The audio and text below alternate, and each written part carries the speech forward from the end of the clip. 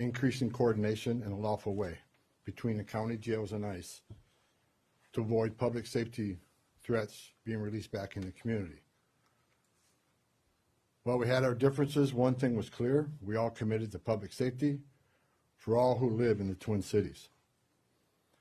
We have made significant progress under the direction of President Trump, working with state and local officials here in Minnesota, and I expect that to increase in the coming weeks. We continue to have discussions. I'll have discussions this afternoon. We currently have an unprecedented number of counties communicating with us now and allowing ICE to take custody of illegal aliens before they hit the streets. Unprecedented cooperation. And I'll say it again.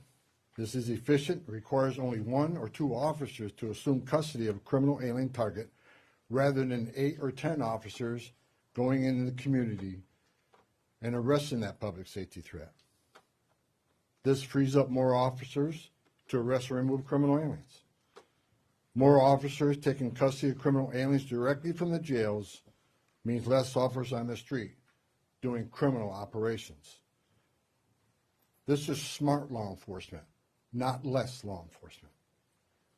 It's safer for the community, safer for the officers, and safer for the alien. This coordination also makes it far more safe for the Twin Cities. Arresting a public safety threat in the safety and security of a jail is the safest thing we could do.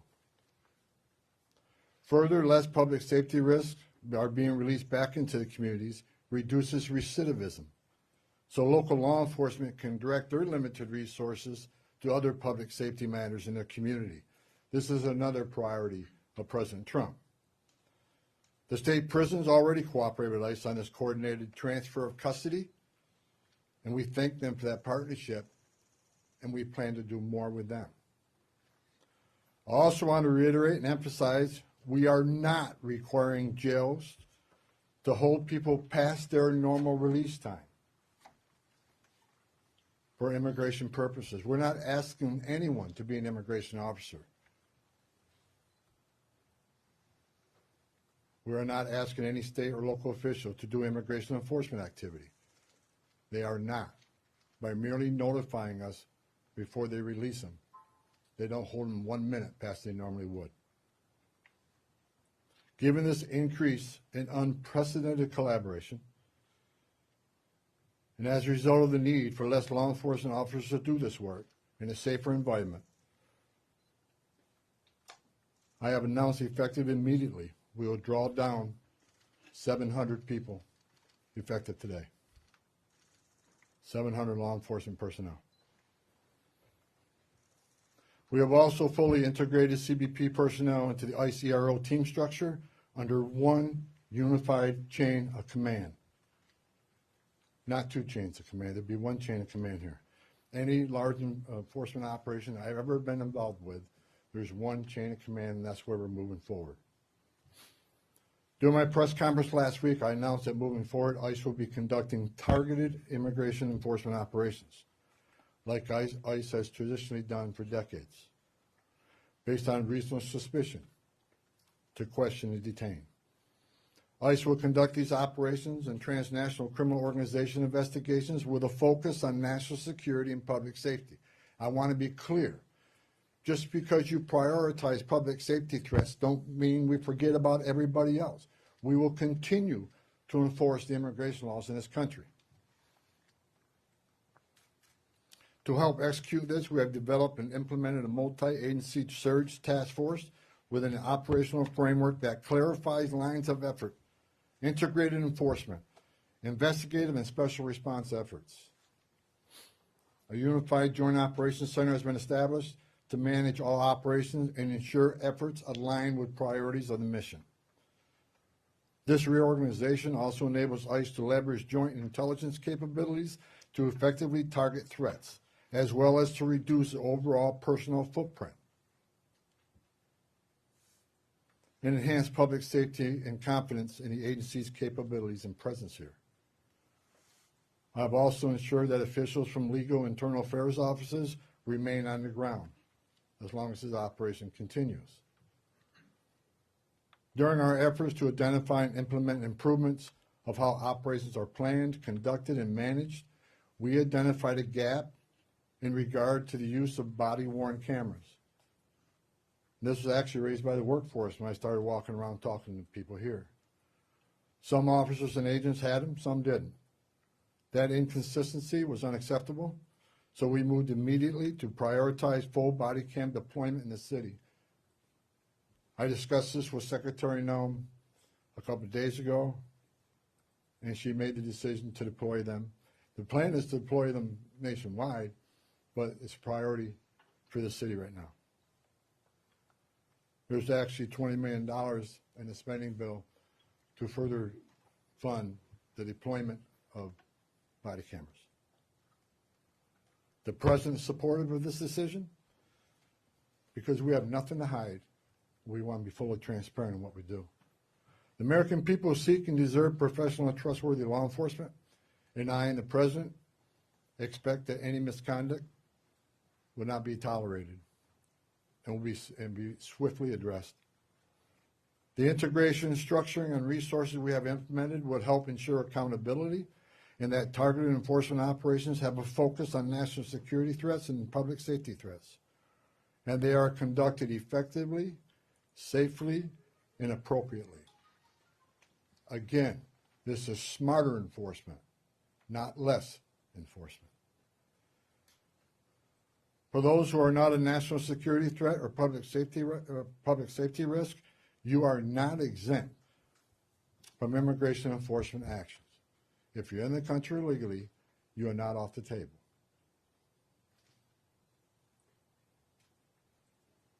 And let me be clear, President Trump fully intends to achieve mass deportations during this administration, and immigration enforcement actions will continue every day throughout this country. President Trump made a promise, and we have not directed otherwise. I heard rumors we have, untrue. Given that many public safety threats on our communities, many of which poured across the border during the Biden administration, it makes sense to prioritize public safety risks right now. Again, prioritization doesn't mean you forget about everybody else. But we have a criminal here, a non-criminal here. The criminal has to be arrested first because they're the biggest threat to the community. My goal with the support of President Trump is to achieve a complete drawdown and end this surge as soon as we can. But that is largely contingent upon the end of the illegal and threatening activities against ICE and its federal partners that we're seeing in the community. We will not draw down on personnel providing security for our officers. I will not let our officers be put at risk. So we will not draw down on personnel providing security and responding to hostile incidents until we see a change in what's happening with the lawlessness of the impeding and interfering and assaulting of ICE and Border Patrol officers. It is against the law to forcibly assault, resist, oppose, impede, intimidate, and interfere with federal law enforcement, including ICE officers and Border Patrol agents.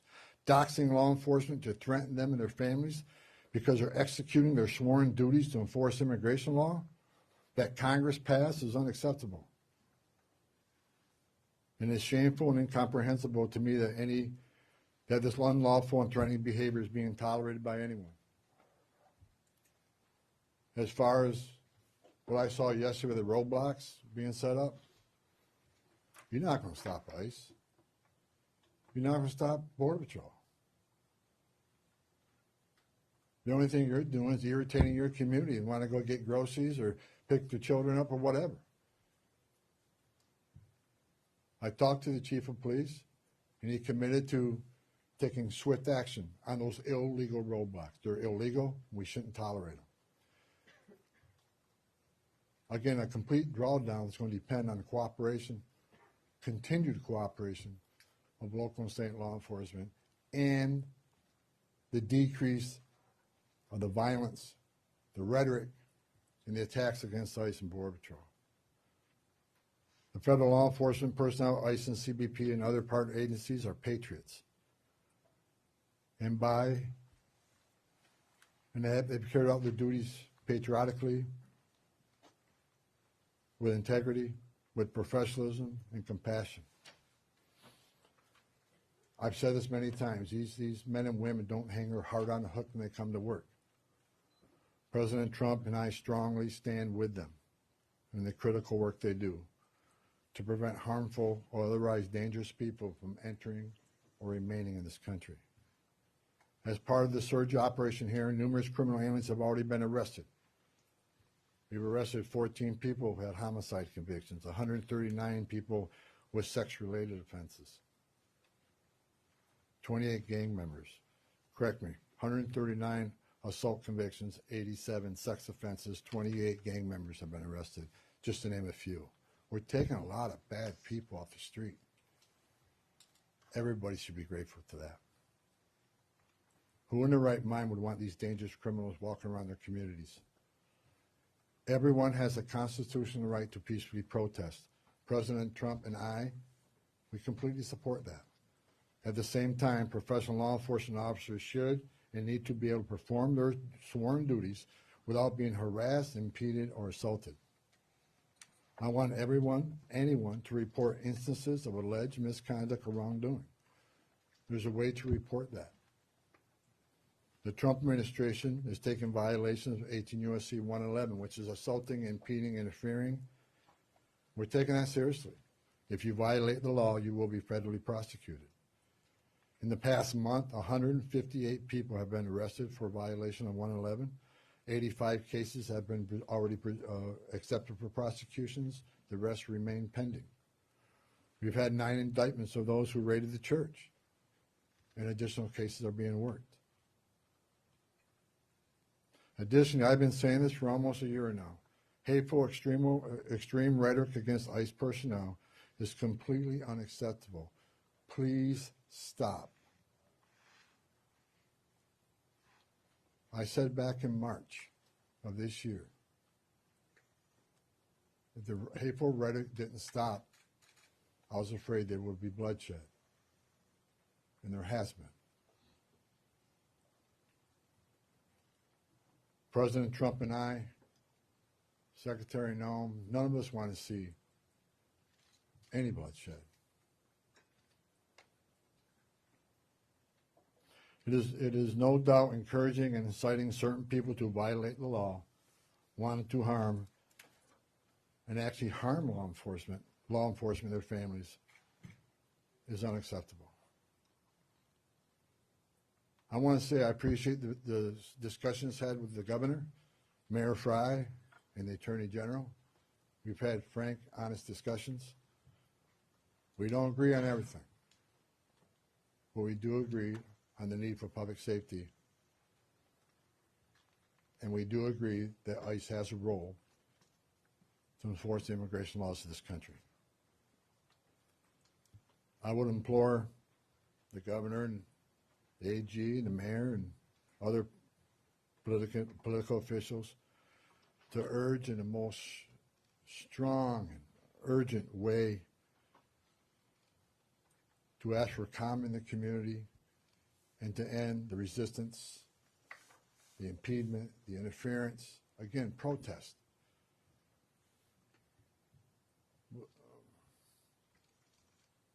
But stop impeding, stop interfering, stop violating the law, because we will arrest you.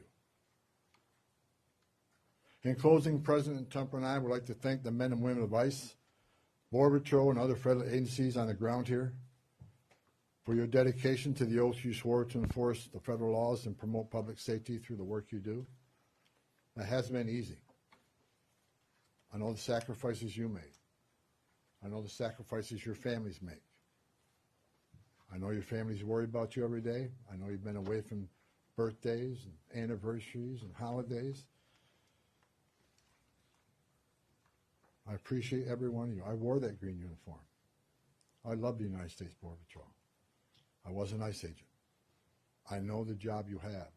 I know the tragedies you've seen. The President is with you.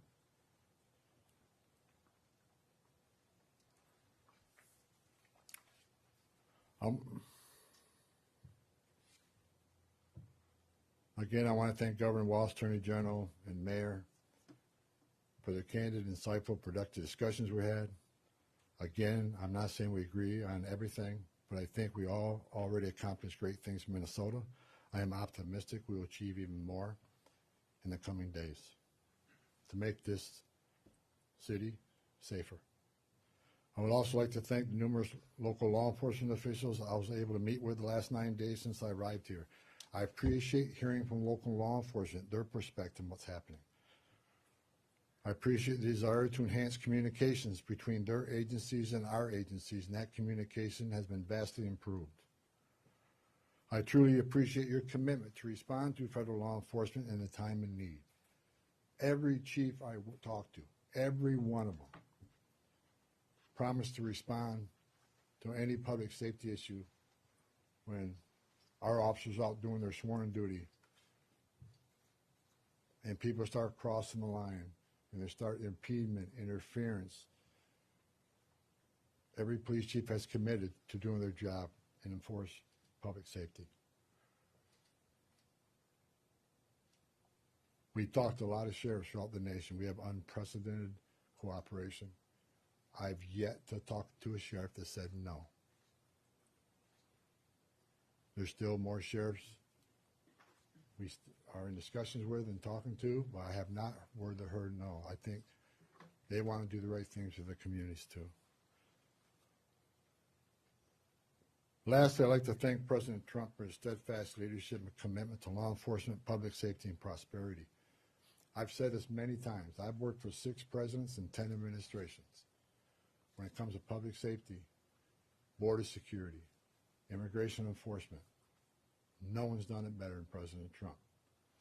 His success is unprecedented. Later on today, Secretary Noem is having a press conference on our southern border, the most secure border in the history of this nation, because of the leadership of President Trump and the men and women over there wearing a green uniform. Most secure border in the history of this country, which means less children are dying making that journey, less women and children are being sex trafficked, less fentanyl getting in this country to kill our young people, less known suspected terrorists being released in this country. The most secure border in a lifetime gives us the strongest national security we've seen. You can't have strong national security without strong border security. I wish I could be at that press conference, but the president has called me here. I just had a small part in it. The reason we had the most secure border is because of President Trump's leadership and the men and women wearing the green uniform, which I once wore. I just reported, I was down there with Commissioner Scott, CBP Commissioner Scott, 2 weeks ago. We went through that border in boat, forward drive, and in the air. We toured the border in California, Texas, and Arizona. And I did not see one illegal alien. Think about that. The last 9 months, no one's been released from that border. The most secure border in the history of this nation. So God bless the men and women of the Border Patrol. God bless President Trump for his leadership. And God bless the United States of America. And I'll take questions. Sir, you said that you're getting unprecedented cooperation. Where's that coming from? Is it coming from the sheriffs? Have you signed agreements with them? Are Hennepin and Ramsey County part of that? And the 700 officers leaving Minnesota, are they Customs and Border Patrol or ICE or? There's a mix, but that number is based on, number one, the cooperation. Again, rather than having whole teams out looking for a criminal alien was just released, now we have one agent at that jail picking that person up. That and the operation has been successful on a number of arrests, so the target list is reducing. So with the efficiencies of the jails, with the efficiencies of the prison system working with us, and the target list decreasing, we had a whole team looking at what makes sense without risking officer safety and the security teams, and that number is 700. Look, we want to get back to the original footprint, the Minnesota footprint of what ICE officers looked like before this operation, plus the additional hires through the big, beautiful bill. A lot of these people You got agents here from LA, New York, and Portland. There's problems there too. So we want to get people back to their home stations and enforce immigration laws in those areas. But the vast majority of sheriffs, there's only a few that we're still in consultation with, but this is unprecedented cooperation. So again, I want to thank, the sheriffs, the governor, and the AG. I think we're in a lot better place than we've ever been in. We never had this kind of cooperation at this level, and I'm not leaving until we get all done. But I'm happy to say I'm extremely pleased with the leadership team and their outreach to the sheriffs, to the state, to the chiefs. I've talked to many of them. I didn't talk to all of them, but I plan on talking to every one of them before I leave and thanking them for their cooperation. Are you getting cooperation from Hennepin and Ramsey? Follow-ups right here. Go ahead. With everything that you've mentioned here right now, do you think this operation was a success here in Minnesota? Yeah, I think I just listed a bunch of people we took off the streets of the Twin Cities. So I think it's very effective as far as public safety goes. Was it a perfect operation? No. No. And I just told you, we created one unified chain of command, make sure everybody's on the same page, make sure we're deconflicting targets, and making sure we follow the rules. And I'm not saying anybody, I